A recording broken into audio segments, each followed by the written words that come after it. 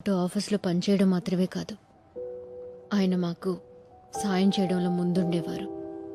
అమ్మ చనిపోయినప్పుడు రిలేటివ్స్ కంటే కూడా ఆయనే దగ్గరుండి అన్ని పనులు చూసుకున్నారు. బట్ పోను పోను దూరం అయ్యాం. నేను పెద్దయిన తర్వాత నాకు అనిపించేది అమ్మ ఆయన ఇష్టపడుంటారని. బేబీ స్పృహలోకి వచ్చారు.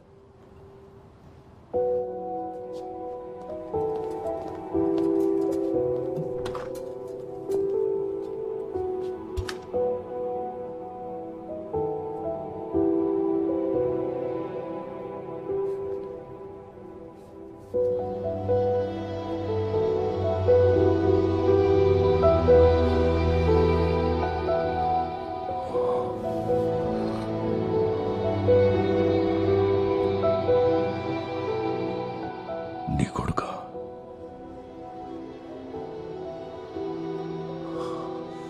రాధమ్మ నోట్లోంచి ఊడిపడ్డట్టున్నాడు. ఇలారా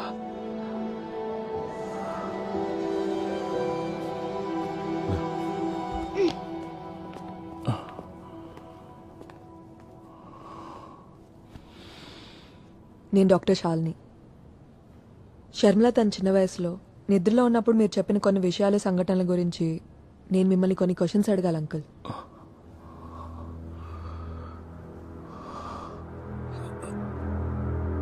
ఏంటవి? అంకుల్ నేను చెప్పేది జాగ్రత్తగా వినండి. ఇది చాలా సీరియస్ ఇష్యూ.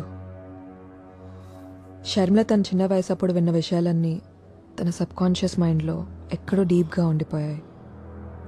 అవి 30 సంవత్సరాల ముందు జరిగిన కొన్ని మర్డర్స్ గురించి. షర్మిల నిద్రలో అవన్నీ కథల్లా చెప్తే షర్మిల కొడుకు వాటిని పుస్తకాల్లో రాస్తున్నాడు. మీరు చేసిన హత్యల ఇన్ఫర్మేషన్ మొత్తం మా దగ్గర ఉంది.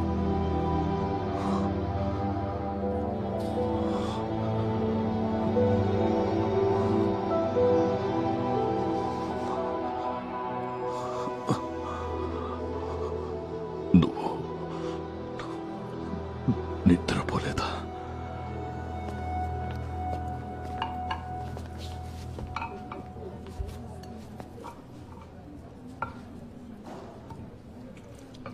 ఆ ముసలి తాత ఎవరు?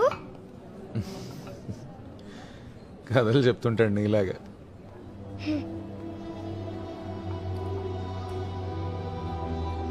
నేను వ్యక్తిగతంగా ఏం చేయలేదు.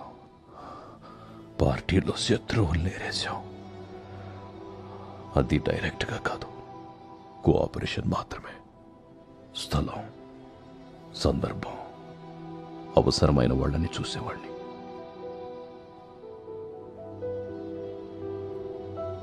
యూనియన్ లీడర్ని, ఏదో సాధించాలన్న తపన, కుర్రతనం, ఏం చేయడానికైనా వెనుకాడలేదు.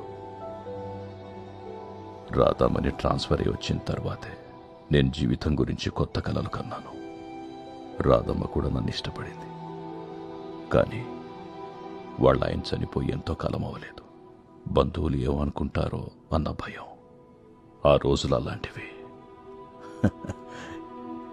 ఇప్పటికీ పెద్ద మార్పు లేదనుకోండి. రాధమ్మ నా జీవితంలోకి వచ్చాక నేను చేసిన నేరాలకి నాలో అపరాధ భావం మొదలైంది. ఒక్కొక్కప్పుడు బాగా తాగి ఒళ్ళు తెలియని స్థితిలో రాధమ్మ ఇంటికి వెళ్తుండేవాడిని. తన దగ్గర బాగా ఏడ్చి కొంచెం సమాధాన పడేవాడిని.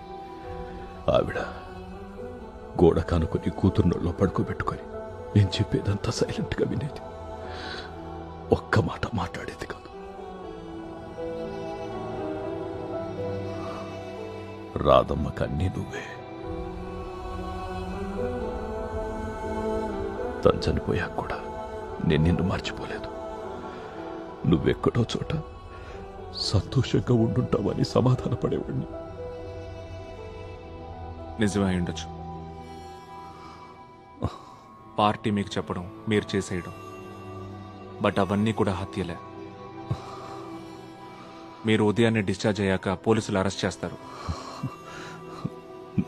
నన్ను నమ్మండి, నా చేతులతో నేనేమి చేయలేదు. మీరు ఏదైనా చెప్పాలనుకుంటే పోలీసులకి కోర్టుకి చెప్పుకోండి.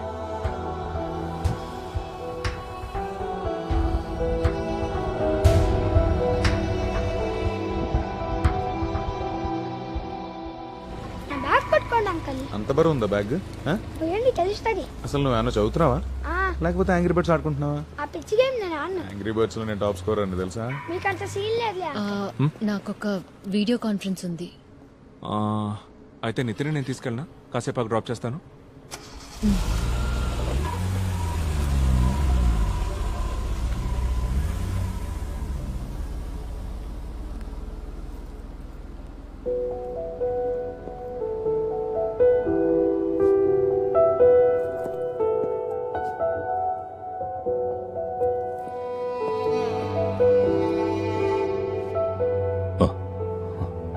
మిమ్మల్ని బస్ స్టాండ్ లో వదిలిపెడతాను. ఇంకా ఎక్కువసేపు ఇక్కడ ఉండొద్దు.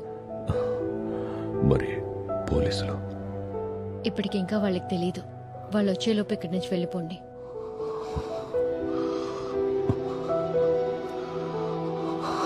కనీసం మీరు అమ్మ కోసమైనా వెళ్ళాలి.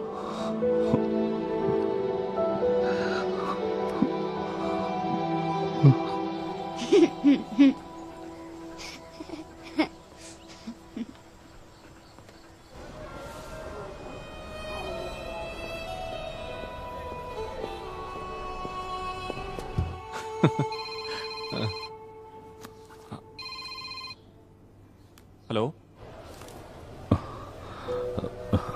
వద్దు. ఒట్టి చేతులతో ఇక్కడికి వచ్చారు కదా, పర్లేదు ఉంచండి. Sure, I will update. ఆయన హాస్పిటల్ నుంచి వెళ్ళిపోయాడు. సెలైన్ మార్చడానికి వెళ్ళేసరికి అక్కడ లేడంట. వదిలేరా, ఈ వయసులో ఆయన పోలీసులు పట్టించడం అవసరం ఉంటావా? అయినా అవన్నీ నువ్వెలా ప్రూవ్ చేయగలవు? రే, ఆయనతో ఇవన్నీ చేయించిన పెద్ద మనుషులు ఇప్పుడు ఏ పొజిషన్లో ఉండుంటారో ఊహించుకో. ఈ మ్యాటర్ వాళ్ళ దాకా వెళ్ళిందనుకో, ఆయన్ని వదలరు, నిన్ను వదలరు, నన్ను వదలరు. రేపో మాపో పోయే ముసలాడు గురించి ఎందుకురా మనకి ఇదంతా? చూడాలి. ఏ ఆడుకుందామా?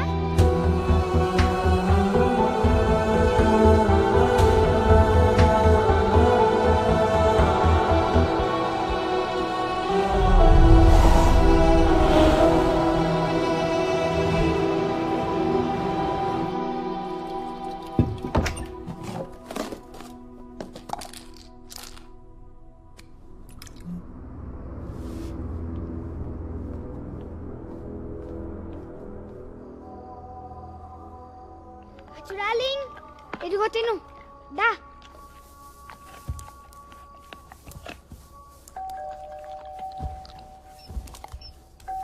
లేవు. ఆ హాస్పిటల్లో ఇందాక ముసలైన రాధమ్మ అని చెప్పాడు కదా, అది ఎవరు? అమ్మమ్మ అవుతుంది నీకు ఆవిడ.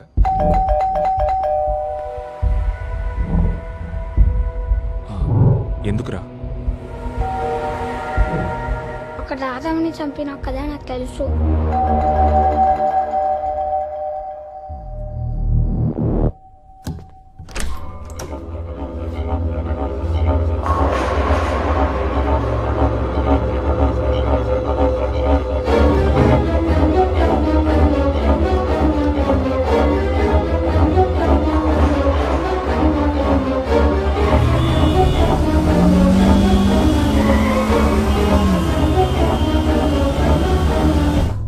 ఇక హత్య రాజకీయాలను వదిలేసి వచ్చేయమని రాధమ్మ నన్ను ఒత్తిడి చేసింది.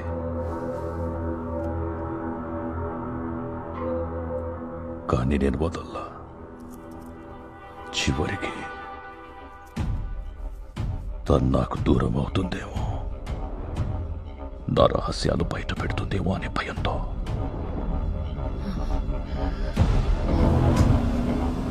రాధమ్మని శవం ఊబిలోకి జారిపోతుంటే నా కళ్ళల్లోకి చూస్తూ ప్రాణాలు వదిలేసింది.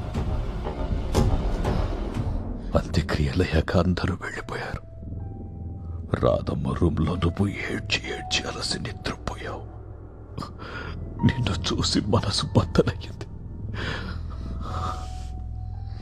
రాధమ్మకు చెప్పినట్టుగానే నీ కాళ్ళ దగ్గర కూర్చొని ఎలా చంపానో చెప్పాను.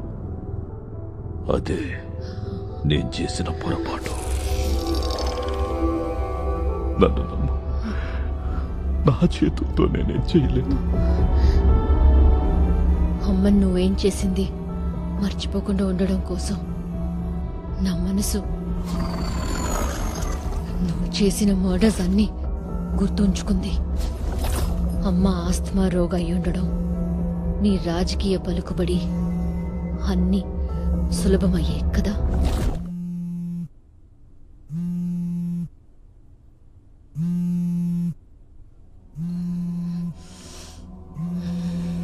నిద్రపోలేదా నువ్వు?